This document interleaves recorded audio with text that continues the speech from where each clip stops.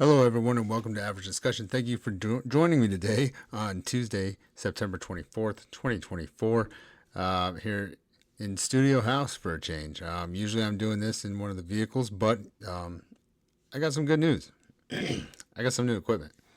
Yeah, so I got a laptop that can finally keep up now.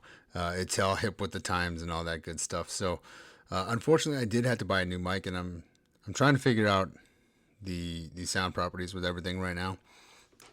So, if you caught this earlier, I have since deleted that one because it was so quiet. So I'm going to just re-record this episode. It is what it is, no big deal. And we're going to hopefully have a good time. Hopefully we're going to have a good time. It's been a while since I've done anything, and I do apologize for that, but I am only human. Okay, so, I just do the best that I can with what I've got. And here we are, right? So, oh man, let's see. Where do I even start? Today's episode is called "The Hoods of Reality." Okay, and I'll get into that here shortly. But it's exactly what it sounds like. It's the hoods of reality, the hoods that we wear, right? And but I kind of want to start off with.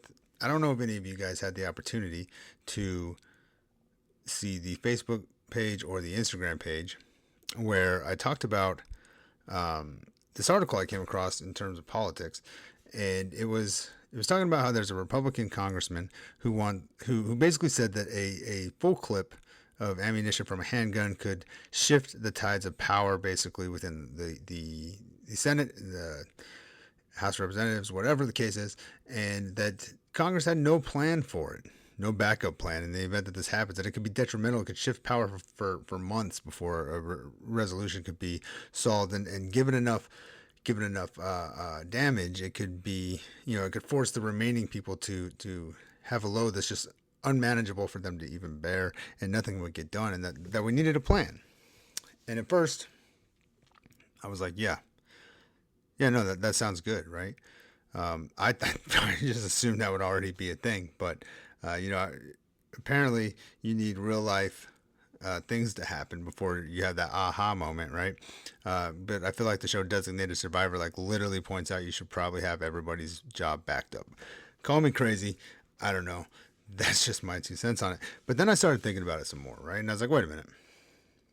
And I'm gonna say this very loosely because I'm not trying to get Alex Jones out here, but we have air quotes assassination attempts on an individual running for president, right? 2 of them within the last couple months, and that's not normal, right? To me that's not normal. We know that assassinations happen, have happened in the past, but they're pretty far in between. You know what I mean? And so I don't find that normal. And so when I'm looking at this situation, right, and I'm thinking about it like this. I asked my cousin who works with me. We work in the same building, different departments, but I asked her, I said, let me ask you a question. Let's just say, hypothetically speaking, right, that car robbery, car theft was on the rise. And it wasn't normal. We know about it, but it wasn't normal. But it's on the rise all of a sudden. All of a sudden it's happening more and more and more. Would you make a public press release letting everybody know that your doors don't lock or that your car starts without a key? And of course she said no, because that's normal, right? Who's going to say yes to that? And that's how I'm looking at this situation. It's one thing that you identify that you have a problem, right? You have this problem that you don't know how to rectify because you just don't have everything in place, and you've identified that. The worst thing you could do is let everybody know about it. And so it leads me to my question of why now?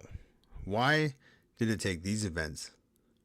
And why are you saying this now?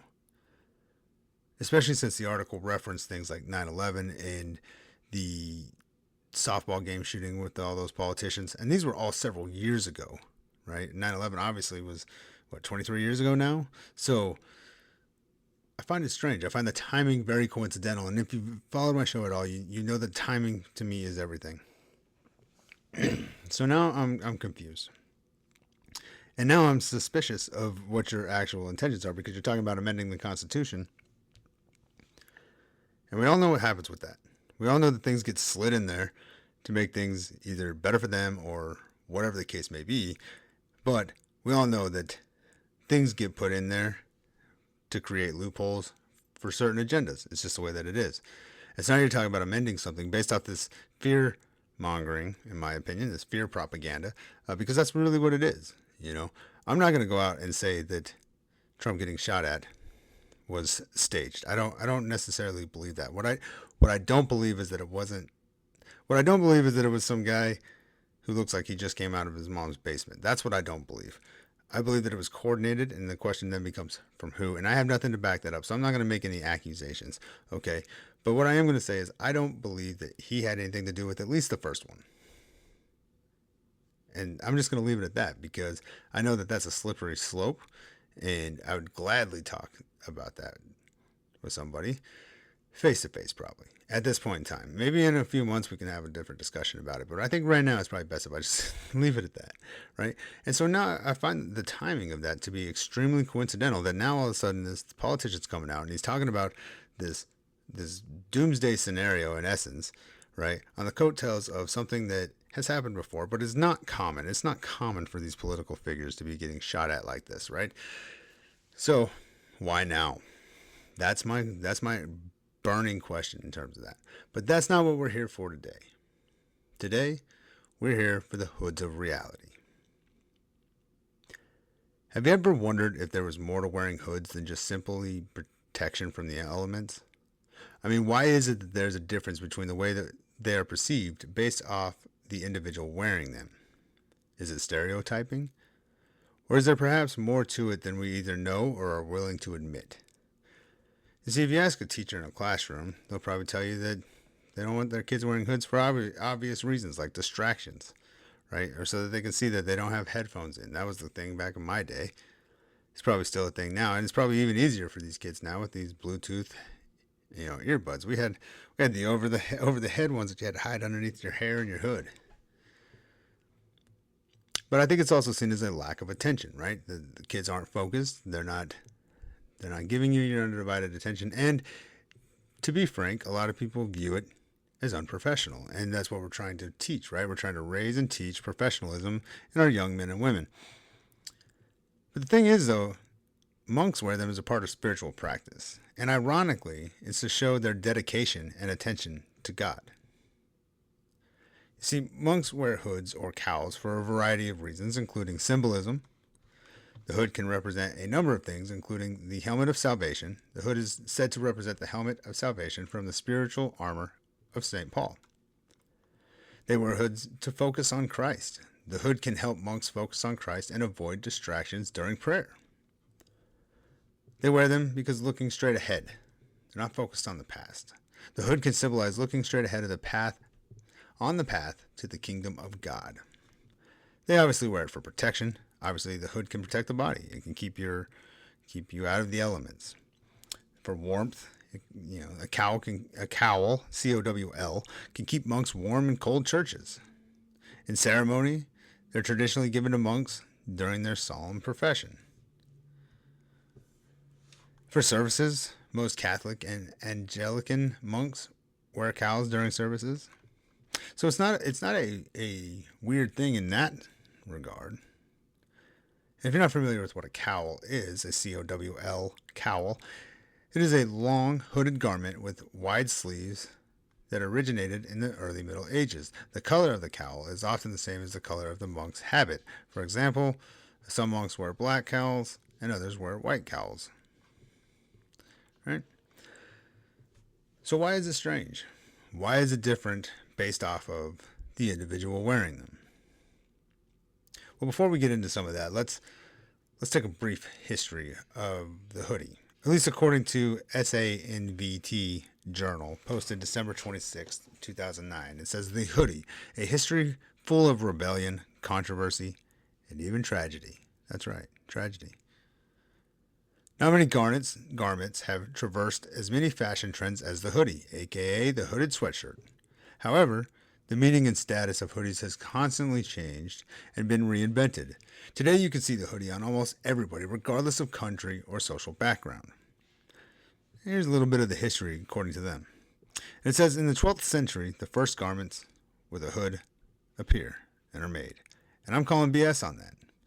I feel like you can't tell me that people before that weren't smart enough to put something over their head that resembled a hood. Now, maybe that's the first written documentation we have of it, and I guess that's fair.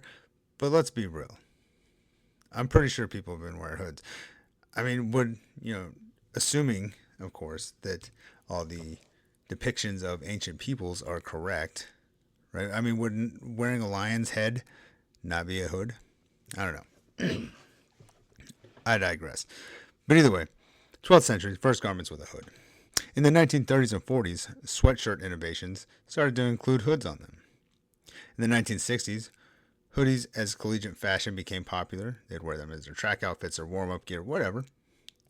In the 1970s, the rise of the hoodie and the rise of a urban style of music called hip-hop, but also helped by Rocky, helped boost the hoodie to popularity. By the 1990s, the hoodie becomes commercial. It's pretty much everywhere.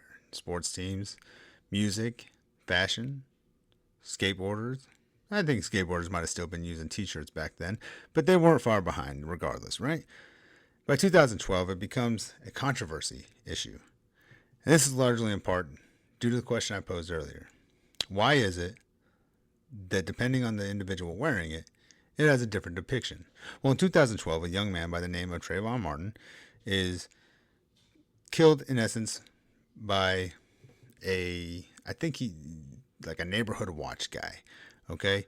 And basically what he told the cops was that he felt threatened, or thought that the teenager, who he says he didn't know was a teenager at the time, he felt that he was a threat. And one thing led to another, and the young man lost his life.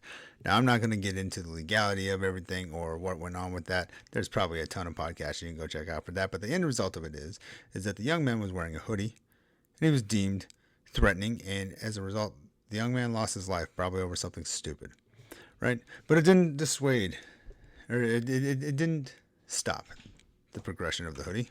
No. See, nowadays, it's a versatile, everyday classic. To even myself right now, recording this podcast, wearing a lightweight hooded shirt. And that's a brief history of the hoodie. At least according, like I said, to SANVT Journal, posted on December 26th, 2019. Now, let's get into some psychological benefits of hoods. See, some articles state that a hoodie is the go-to choice for teenagers who are concerned about their perceived flaws in their physical image. It helps in removing them from unwanted attention, hiding the imperfections they believe the world will judge them for. Body shaming, body dysmorphia, those types of problems, right? It's used as a way to deal with anxiety as it focuses your attention to what is in front of you instead of around you. And basically, they're comfortable. Many people just find them comfortable. And obviously, there are weather-related reasons why they're comfortable. Interesting.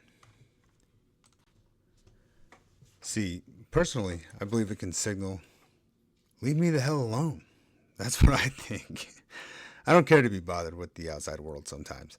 And one thing I've noticed is, you put a hood on and people tend to just stay away from you, right? So maybe that has something to do with it too. Now, those are some of the psychological benefits of hoods. Just from my personal perspective, I do believe in the I don't know so much that it's to deal with anxiety, right? But I do feel more focused with a hood on. Like I can pay more attention to what it is I'm doing. I'm not distracted by outside things. And that kind of gives credence back to what I talked about earlier when, the monks wearing them for ceremonial things and focus and prayer and things like that, right? Like that makes complete sense to me. So let's look at some societal perceptions. Now, whether we want to admit it or not, hoods can be perceived as nefarious in nature. Similar to masks, people tend to be cautious and suspicious of individuals wearing hoods. Now, arguably, racial stereotypes and perceptions can play a role in this too. Much like the argument of, if you dress and carry yourself as an individual that mimics the appearance of those committing the majority of crimes, you end up being associated with those people, whether that is who you are or not. Is it fair? No. But that is the world, is it not? So, there's all kinds of stories about police being called due to suspicious individuals, and then to find out the only thing that made them suspicious was the fact that they were wearing a hood. So why do we separate it? Or, excuse me, where do we separate it, and why? Why is it if I'm carrying a holy book and wearing a hood, no one will question it? But if I'm wearing a hood in my office while typing the notes for my podcast, people think there's something wrong with me. I mean, there is something wrong with me, but it ain't the damn hood. So to be honest, for me it's similar to sunglasses. The hood takes a lot of the outside light away from my line of sight. And it makes it easier on my eyes. I've got sensitive eyes from, head traumas, explosions, things like that. And I don't know, I don't always do well in bright settings. And for me, it helps. And the older I get, the more I appreciate a good hood, if I'm being honest. You see, I've changed my outfits to lighter fabrics with hoods so that I can avoid some direct sunlight and still remove myself from distractions, right? And I'm not getting any younger, And that's not true. Maybe I am. I think I'm reversing aging here. Doing a good job. No, I'm just kidding. Most days I feel like I got hit by a truck. But right now it feels like it was a small truck, so I got that going for me. But see, if I'm at the gym, you'll see a lot of people in hoods and headphones. That's normal. But a student in a classroom with a hood, well, now that's defiant. It's weird to me. So that's why I say, where do we draw the line? Because I understand the distraction part. I do. And I can get into a plethora of reasons why kids are distracted that a hood is the least of my concerns. I don't know if you've ever volunteered at an elementary school to go on a field trip, but you totally should. And your eyes will be opened tremendously. It'll be like you've been focusing on prayer with your hood on, because you're just going to see everything clear as day. It's going to make the most sense to you. The hoods aren't the problem. But I do understand to a degree, right? So where do we draw the line? Where do we draw a line in the sand on what is socially normal and what is not? There's a sign at the bank that tells me to remove hats, hoods, and sunglasses out of fear they may get robbed, because that happens all the time, right? Banks are just getting robbed all the time. But if I walk around Walmart, people just, with my hood on, people just think, they just get out of my way because they think I'm weird. But the bottom line is that it's interesting that something that was deemed ideal for spiritual practice, because of your ability to focus, has been twisted into a form of disassociation, fear, and mystery about the individual. It's super strange to me. It's super strange that we can look at one group and say, there's nothing wrong with those people. But then we look at another, and we're like, they're troublemakers. Perhaps it's because of the occult connections, right? And what I mean by that is this. Perhaps it has something to do with the imagery displayed by occult practices and groups. See, oftentimes you will see ceremonies performed by individuals in hooded cloaks. This oftentimes is associated with satanic practices and sacrificial ceremonies, all things that give people the heebie-jeebies, right? So it should stand as no surprise that this would create a level of disgust in a world dominated by the Abrahamic religions. But again, if you look at the ceremonial clothing of those institutions by the fundamental followers, especially, right, like the devouts, then it makes me wonder, is there actually something to it? Or is it simply tradition? Or is there an underlying spiritual benefit from having your head covered?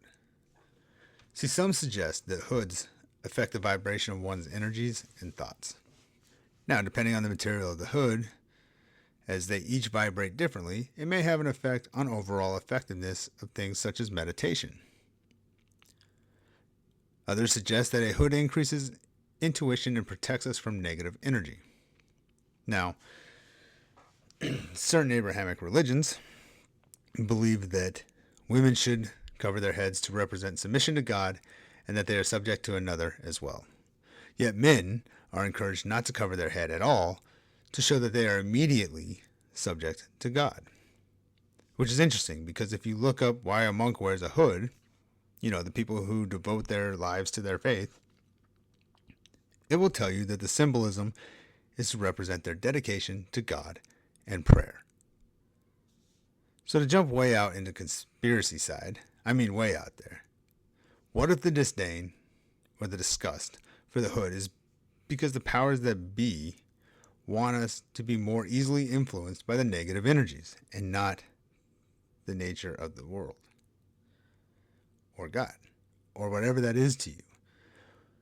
See, going back to the idea that they can protect us from negative energies, what if the days of the world, those slippery, slimy creatures of the shadows, what if they want us to not be able to be connected?